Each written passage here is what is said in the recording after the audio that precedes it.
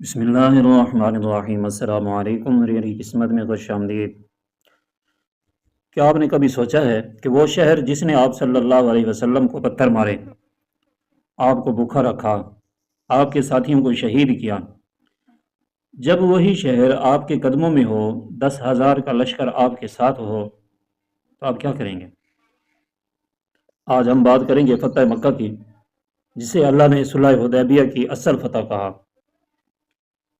ہوا یوں کہ صلح حدیبیہ میں ایک شرط تھی کہ عرب کے جو قبائل چاہیں مسلمانوں سے معاہدہ کر لیں اور جو چاہیں قریش سے۔ بنو خزاع نے مسلمانوں سے اور بنو بکر نے قریش سے معاہدہ کیا۔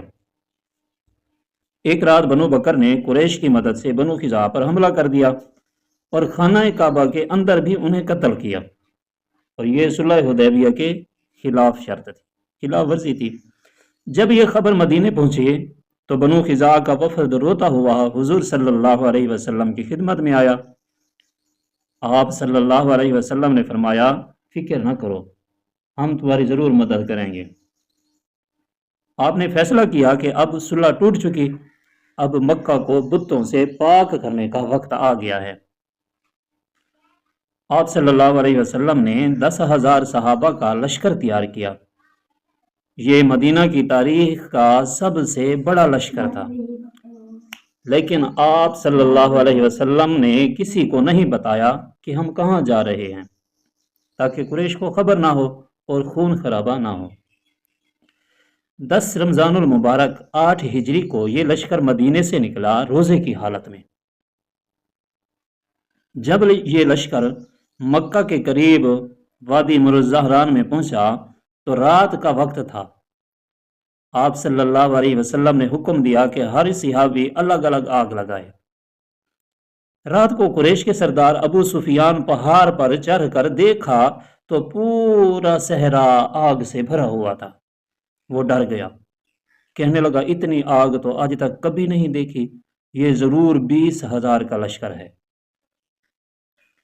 وہ ڈرتا ڈرتا مسلمانوں کے لشکر میں آیا تو حضرت عباس نے اسے حضور صلی اللہ علیہ وسلم کے پاس پکڑ کر لے گئے۔ حضور صلی اللہ علیہ وسلم نے اسی وقت فرمایا، اے ابو سفیان، کیا ابھی وہ وقت نہیں آیا کہ تم سمجھ جاؤ کہ اللہ کے سوا کوئی معبود نہیں؟ تو دوستو، ابو سفیان نے اسی وقت کلمہ پڑھ لیا۔ حضور صلی اللہ علیہ وسلم نے فرمایا، جاؤ، جا کر قریش کو بتا دو، جو ابو سفیان کے گھر میں داخل ہو گیا وہ امن میں ہے، جو اپنے گھر کا دروازہ بند کر لے وہ امن میں ہے، اور جو مسجد حرام میں داخل ہو گیا وہ بھی امن میں ہے۔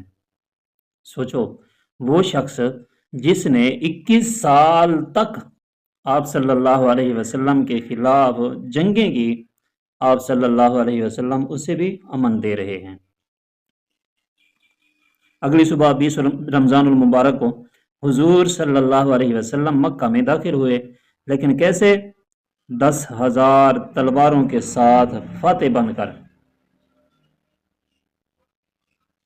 اونٹنی پر سر جھکائے ہوئے، اتنا جھکائے ہوئے کہ آپ کی داڑھی مبارک اونٹنی کی کوہان کو چھو رہی تھی، اور زبان پر ایک آیت تھی، انا فتحنا لک فتحا مبینا۔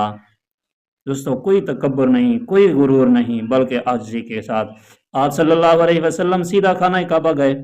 بیت اللہ کے گرد 360 بت لگے ہوئے تھے۔ آپ صلی اللہ علیہ وسلم ایک ایک بت کو اپنی لاٹھی سے گراتے جاتے اور فرماتے، حق آ گیا اور باطل مٹ گیا۔ پھر آپ صلی اللہ علیہ وسلم نے خانہ کعبہ کا دروازہ کھولا، اندر سے ساری تصویریں بت نکال کر پاک کیا اور پھر باہر تشریف لائے۔ باہر ہزاروں قریش کھڑے تھے، سر جھکائے ہوئے، ڈرے ہوئے کہ آج ہمارے ساتھ وہی ہوگا جو ہم نے مسلمانوں کے ساتھ کیا تھا۔ ہم نے ان کے ساتھیوں کو مارا، ان پر اونٹ کی اوجڑی پھینکی، ان کا بائیکاٹ کیا۔ خاموشی تھی، ہر دل ڈر رہا تھا۔ حضور صلی اللہ علیہ وسلم نے فرمایا، اے قریش، تمہارا کیا خیال ہے؟ میں تمہارے ساتھ کیا کرنے والا ہوں؟ قریش نے کہا، آپ کریم ہیں اور کریم بھائی کے بیٹے ہیں، ہم آپ سے بھلائی کی امید رکھتے ہیں۔ تو اللہ کے نبی صلی اللہ علیہ وسلم نے وہ تاریخی جملہ فرمایا جس نے پوری دنیا کو رلا کے رکھ دیا۔ فرمایا جاؤ تم سب آزاد ہو، لا تثریب علیکم اليوم، آج تم پر کوئی گرفت نہیں۔ 10,000 کا لشکر پورا مکہ قدموں میں اور ایک لفظ میں سب کو معاف کر دیا۔ یہی وجہ ہے کہ اس دن دل جیتے گئے تھے، زمین نہیں، اور شام تک پورا مکہ مسلمان ہو چکا تھا۔ تو میرے بھائیوں، فتح مکہ ہمیں سکھاتی ہے کہ اصل طاقت معاف کرنے میں ہے، بدلہ لینے میں نہیں۔ اگر یہ واقعہ آپ کے دل کو لگا ہو تو کمنٹ میں لبیک یا رسول اللہ ضرور لکھتے ہیں۔ ملتے ہیں اگلی ویڈیو میں، تب تک کے لیے اللہ حافظ، السلام علیکم ورحمۃ اللہ۔